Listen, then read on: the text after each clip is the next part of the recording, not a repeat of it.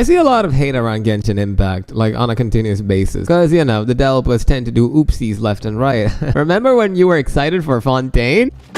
What I'm trying to say is there's a lot of hate around Genshin Impact, alright? But I love Genshin Impact. And because you clicked on this video, I think you like Genshin Impact too. Maybe you might not love it. Or maybe you do, but you haven't realized it yet. Because like you, I never sit down and really think about the amazing things this game has shared with me or shown me or made me feel until I decided to finally get off my lazy butt and make this video. 2 years ago, I was at the lowest point of my life, and when my friend tricked me into playing this game for him to ultimately ditch me and leave me on the Europe server while all my friends right now are playing on the Asian server, I found a friend. Genshin Impact has been my best friend for 3 years. I took 2 years off after school to reassess my life and really see where I want to be years after, and I had a friend with me on this journey. I love Genshin Impact. This game has changed my life. It's got me to meet all of you amazing people. Where are we at right now? 472 people who come to watch me every day. I'm here to talk about why, regardless of whatever happens, however stupid the company behind this game is going to be in the future, why I'll always love Genshin Impact, and why I think you like Genshin Impact more than you realize. And if you haven't realized it already, you're about to realize it now. It's pretty obvious how I'm gonna start this, right? The characters in Genshin Impact. Amber is our first friend in Genshin Impact. Later we meet the Knight of Favonius, Kaya, Lisa, Jean, Dilu, Venti. But I'm not here to talk about just the characters we met. I'm talking about the adventures, the dialogue, and everything we shared with them. I felt like I was on an adventure with actual friends. I mean, I did take 2 years off. I had no social outlet, and this game gave me a lot of friends, and those friends are what you and me call characters. I've always felt myself as that character in the role, you know? Do you remember starting your journey fighting the unknown god, going to Mondstadt, saving Mondstadt from Storm Terror, then going to Liyue to try to find answers about our brother? I've always felt like the character in game, the traveler, you know? Is it weird to think that? I don't know how the game does it, right? The dialogues and all this feels so open-ended and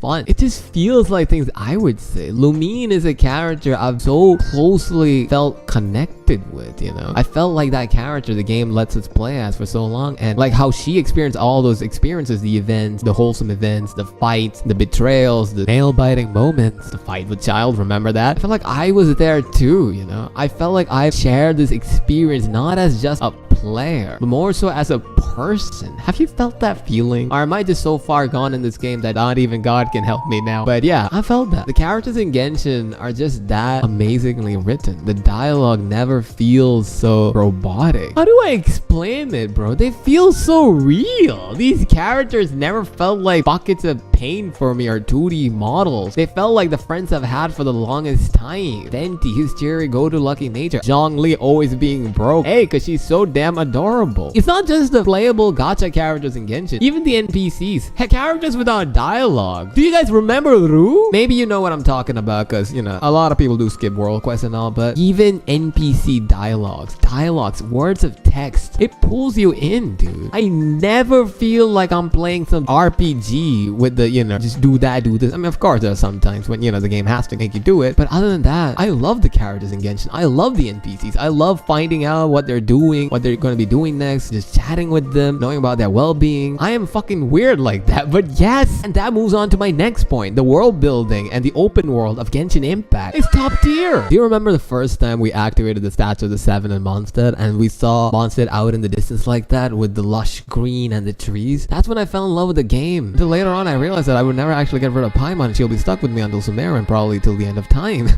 As much as we all take shots at Paimon, this is here, alright? I will never repeat this again. I choose no one else to be my companion for the whole journey other than Paimon. She is my invaluable friend and emergency food. And you know, I know the hate for Paimon, alright? I'm there too, okay? Guys, please, I'm still part of the cool kids, right? Could you really imagine playing Genshin tomorrow without having Paimon there? I feel like maybe you could, right? But are you sure you would have missed that little flying thing around you who's kept you company all this time? I know she has kept me company all this time. I can't believe the things I'm saying in this video. This video never happened! Never happened! Genshin's environments are breathtaking. You mean Breath of the Wild clone? That joke died like your humor. Genshin Impact is not a clone of Breath of the Wild, alright? This game has shifted into something way more organic, you know? Mondstadt, the City of Freedom, has so much little details about, you know, Germany, places like that. I'm so sorry if I'm culturally insensitive. I'm insensitive to a lot of things, if it's any consolation. And Liyue is influenced by, you know, China, so they show all that. Please remember to forget about Sumeru and its white people while we talk about cultural representation in Genshin Impact. What I'm trying to say is, as someone who hasn't gone anywhere there, I feel like the game does a good job of telling me their stories still. How far this game goes out to bring you into its world is amazing. It's phenomenal. The music. Do I even need to say anything more when I say the music in Genshin Impact? You should know by default how fucking amazing it is, bro. Yu Peng Chang, whatever his name is, I'll never get it right. God damn it, me. He's a god. He's not human. Do you remember your goosebumps when you first fought Dvalin? I know I had it. I know I remember it. I was so on my seat,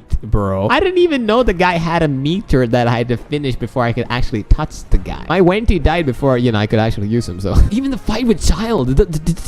No. A-Star boss fight. You want a good example of Genshin music? Go hear the entire album of Enkanomiya without moaning on the floor. Yeah, you can't. I tried. I failed. Point is, the music in Genshin Impact really helps to just really pull you into that world. Music is such an integral part of video game designing in general. You know, you can have the greatest graphics, characters, and everything, but you need something in the background that, you know, really focuses you on the subject of the game, which is, you know, completing a quest or grinding or finding a person. You get it. Music in Genshin makes me love the game a lot too. And that with the amazing world building, the scenery, and the characters, their interactions, everything we talked about earlier, they all come together to make this open world game real. Genshin Impact is a fucking hilarious game. Half of Inazuma is filled with memes, man. I still remember my shocked Pikachu face when I saw the achievement name Deja Vu when we first, you know, tried to find the Dodo King with Clee. This game is fucking hilarious, and it even takes shots at itself. This is such a chill game, dude. There is no PvE, there is no competition boards. There's just weirdos who make that up so that, you know, they have some validation in their life because their parents forgot to give that to them. But other than that, we're all just chilling, man. I can't emphasize this enough. The dialogue writing in Genshin Impact is amazing, and that makes me come to my next point about why I love Genshin Impact. The voice acting. The acting in Genshin is amazing. If there's any English voice actor watching this, thank you for being born, ma'am, sir. You make the characters feel so alive and real with everything they do that sometimes I have to remember. Sometimes I'm even taken back when people say there's voice actors. Voice actors? This isn't how they really sound in real life? This isn't real life? I need help. But yeah, I think you guys do a phenomenal job. I'm not saying the other voice acting are bad. I've tried the Japanese voice acting while I played Ayato Story Quest on the channel here itself, and I loved it. Ayato has, you know, Zora's voice from Gintama, so you know your boy had to change it to hear that. But I don't know. It's probably because I started playing out with the English voice acting. The English voice acting will always have a special place in my heart. Listen, I can sit here and talk about things I love about Genshin Impact for like a day, and I still won't run out of things to say. The story of Genshin Impact. The whole journey is about finding our lost kin. Aether, Lumine, whoever you pick. Lumine, choose Lumine, she's the better one. And you go on a journey across the 7 nations to find them, right? Even though the plot may sound as simple as that, but as a player, I can tell you, it's anything but. That's just the geniusness of Genshin Impact. You got all these elements that they're doing so perfectly, and when you tie it up in a story that gets you on the edge of your seat, you have a hooked audience. You have you and me always logging in because, you know, we've sold our soul to the devil at this point. I'm always pulled in to come play the game again with any new story installment because I want to know, when is she going to be reunited with her brother? And you know, after saying all of this and thinking back to all the adventures we had, I can confidently say Genshin Impact will have one of the best video game stories written in history if it does everything right. If all the knots we have right now are properly tied and are conclusive towards the end. I haven't played the Lantern Rite event for this year, but I remember playing it last year where we had help catching with some errands, and that final cutscene made me feel so much things. I've never felt so emotionally pulled into anything than when I saw that cutscene for the first time, and I cannot wait for this year's, you know, end cutscene of, you know, the Lantern Rite. Genshin is a master at giving at least me that warm fuzzy feeling that I'm never alone and you're never alone. We're always in this together, traveler. Thank you guys so much for watching. Leave a like if you liked the video and subscribe obviously to help me out on my journey to hit 1,000 subscribers. We're so close, guys, and I know I can do it. I know we can do it. Hit that subscribe button if you like the video, want to keep watching more and want to see similar content. I'll see you trials in the next video.